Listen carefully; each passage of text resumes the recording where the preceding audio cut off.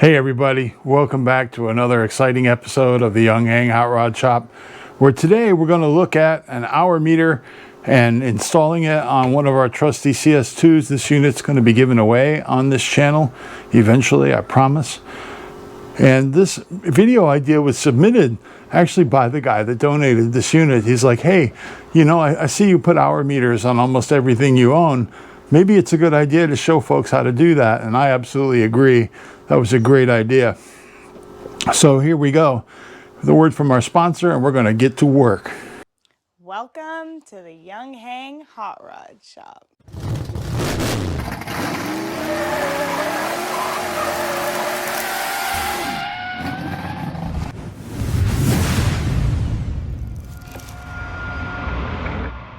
All right, everybody. Why do you need an hour meter on your little 12-volt compressor?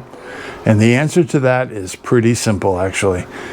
We need a way to keep track of the amount of utilization we've gotten out of a lot of our products. Could be this compressor, could be our lawnmower, our tractor, anything like that.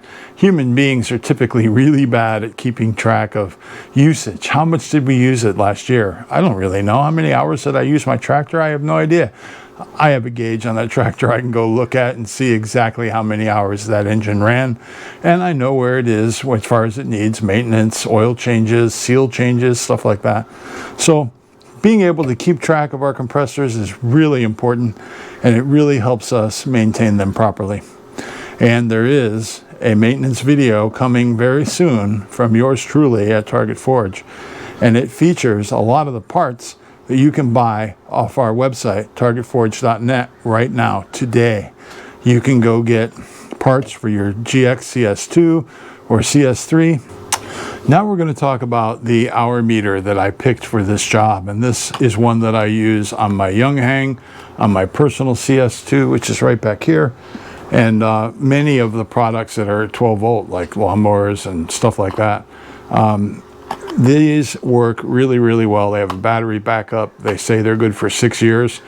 I don't know whether that's 6 years from when they rode the ship over here from China or what. I don't really understand that math. But anyway, these things are very highly rated on Amazon.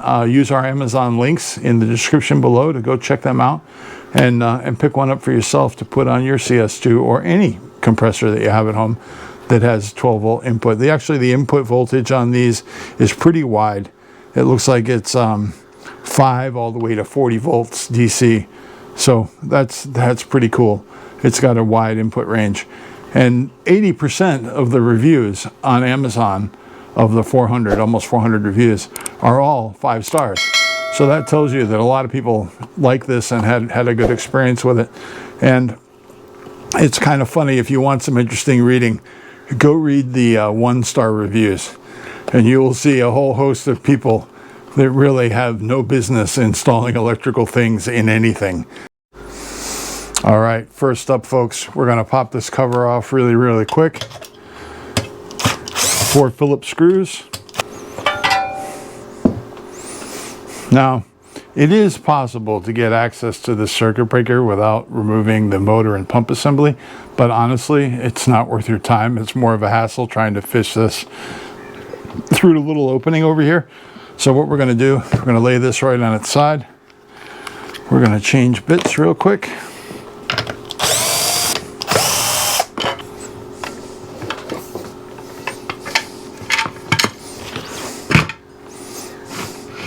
Lay this right down like that.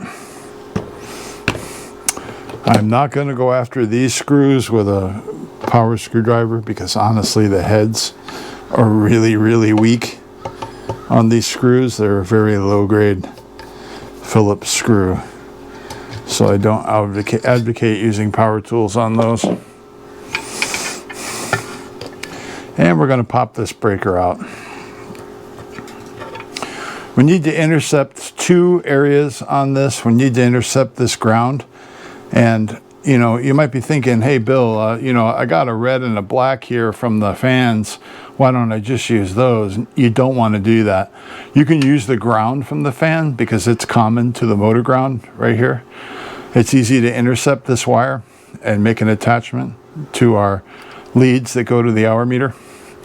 But you really don't want to attach it to the power here, because that's the fans come on as soon as you plug this in. It's built that way for simplicity so that you can't forget to put the cooling fans on. So you don't want to attach to this, because otherwise the hour meter is going to count every time the fans are running, which is going to add a lot of unnecessary time. I'm going to cut this wire right there. These are pretty small. They don't really carry a lot of current. They don't need to. But we're going to strip them.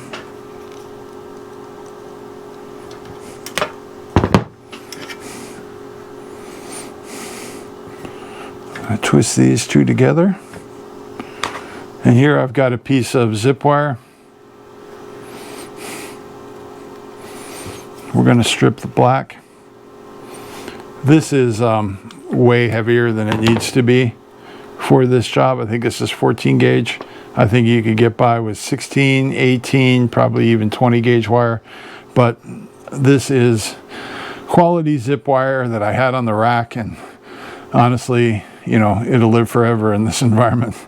And it's what I had, and I really like the fact that it's zip line and it's tied together, so it makes wiring a little better for me visually.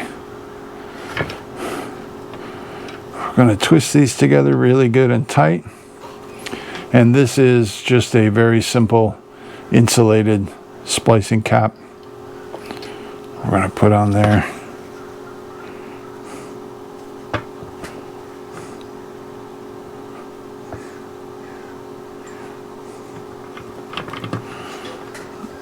Give it a good squeeze. Always pull test your crimps. Make sure they do not come off. This is not a super high vibration environment, but high enough to give it credence. The next thing we're going to do is strip this red lead.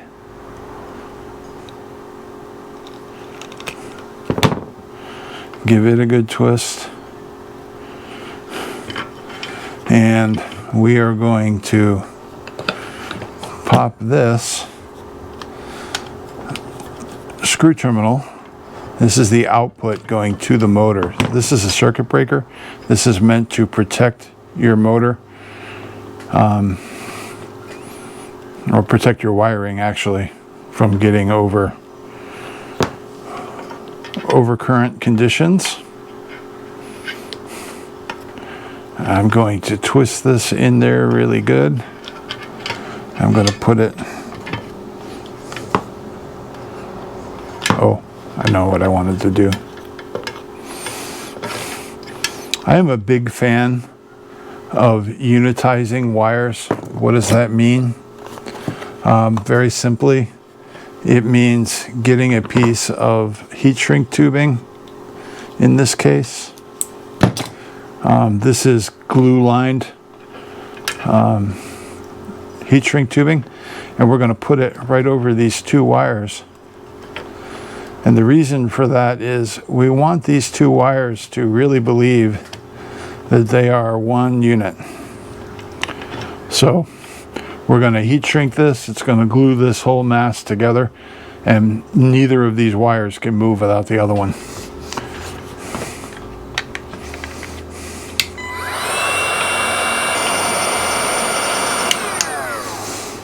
If you like this little DeWalt cordless heat gun, which I really do, it's so handy when I'm working out in the field or out in the driveway. I really like this thing, and since all my tools are DeWalt, they all share the same battery system, so that is pretty handy. I'll put a link to that down below as well.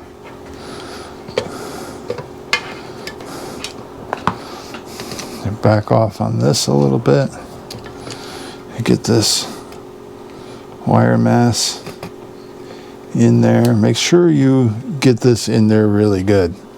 Don't be shy. Push that all the way into the hilt.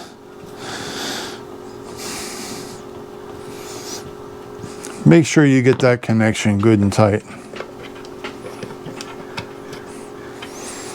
Now, when you reinstall the circuit breaker, there's the side with the nuts and there's the side with just the sleeves. Make sure the sleeves are up. Put that circuit breaker back in. Okay, electrically, on the compressor side, we're pretty well done.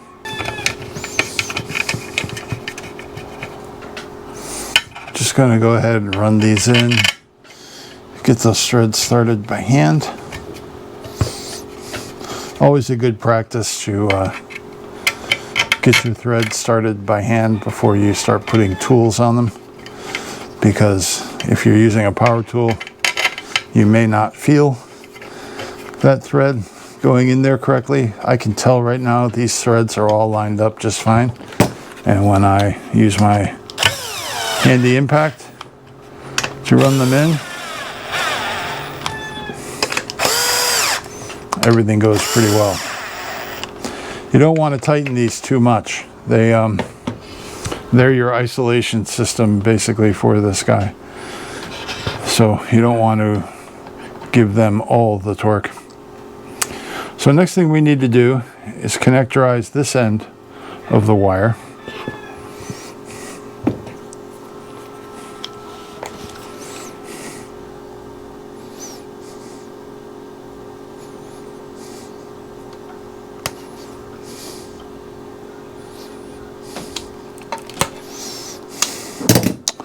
And for this, we're going to dig into our box with the hour meter, because these fine people were kind enough to supply not only instructions, but some terminals. And there's nothing wrong with these terminals. They're actually quite nice. They are a two-piece insulated connector with a vinyl sleeve. Hopefully these vinyl sleeves fit over our insulation. Oh, they do. They fit great. Make sure you put those on first if you want to use them, because as soon as you crimp these terminals in place, you won't have that opportunity anymore. All right, we've got the right crimper now. We're going to get this lined up.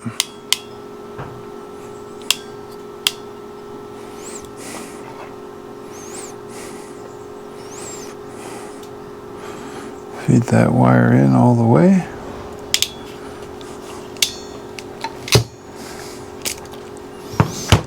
That is a nice solid crimp. Go ahead and get the second one lined up.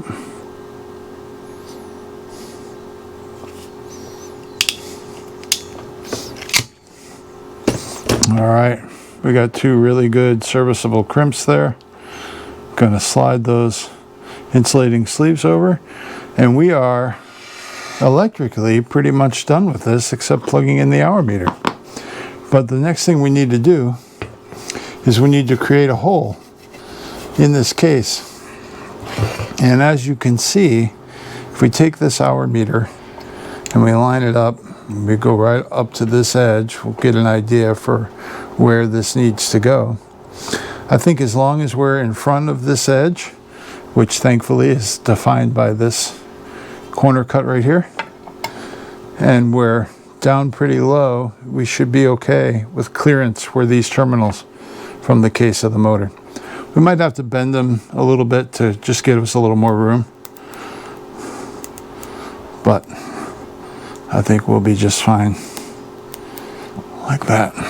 Yeah, plenty of room. So the line that we're going to want to make is just a little bit above this edge and spaced away from this edge. So one of the things that we're going to do, in fact it's today's pro tip, we're going to take a piece of tape, we're going to put on here, make it pretty much parallel with this edge, and we're going to make all of our marks and our cut right on this tape. So one mark that we're going to make is just a little bit over that edge,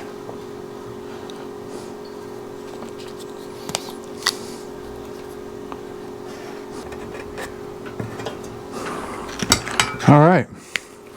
Now, from the Amazon website, I printed out their little cutout guide here, which unfortunately didn't print to scale. It's actually a little bit too big, but we do get the dimensions on here. And we're going to use my crappy layout plastic calipers for that job. So we're in metric mode. We've got millimeters. We need 37.5. There we go. That's going to be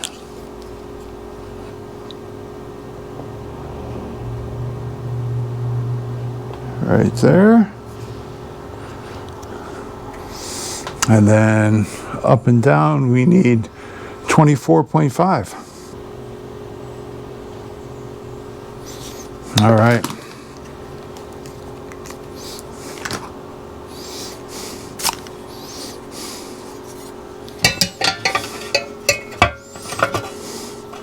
I'm going to pick up that width.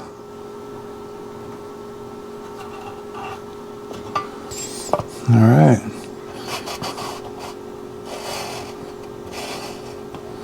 Here we go. That is going to be our cut lines.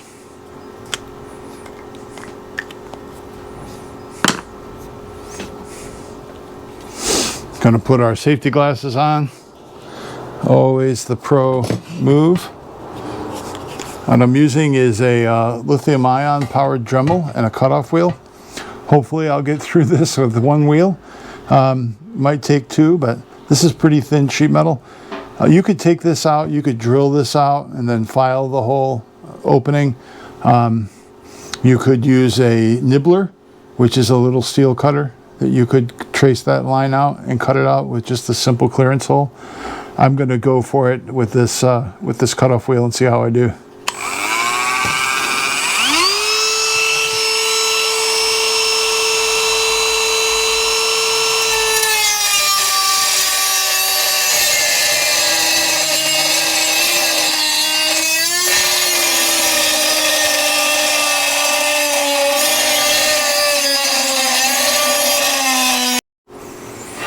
All right, folks, we run around the lines there. Got that material pretty well cut out. We've got that slug out of there. Just going to clean up these corners a little bit. So this does sit quite a bit proud in here, and it's hard to get this corner to drop. So I'm just pushing on the release tabs and walking that meter out a little bit until I get it in position. Make sure your wires are all clear while you're fitting this in there. And we should have no problem with our clearance now. There we go.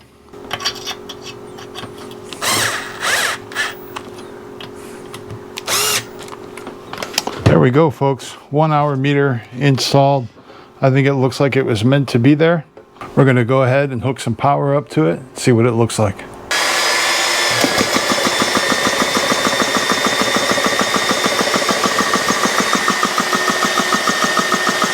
And that is exactly what we want, folks. Now the lucky new owner of this also gets an hour meter. All right, everybody, that about wraps up this episode of the Yong Heng Hot Rod Shop, where we put an hour meter on our giveaway CS2, GX CS2. Do remember to check out the parts on the targetforge.net website. And also consider, we just enabled the membership function in YouTube, so it's a great way to fund the channel, to keep this content coming to you. And there's some different levels of contribution there. A very inexpensive one to just help us keep the lights on, all the way up to actually funding projects like this. Take a look at the levels. You can also just hit the thanks button and send us a single payment. That really helps out a lot. And I want to thank everybody for joining me. Be a light in the darkness, everyone, and have an awesome week.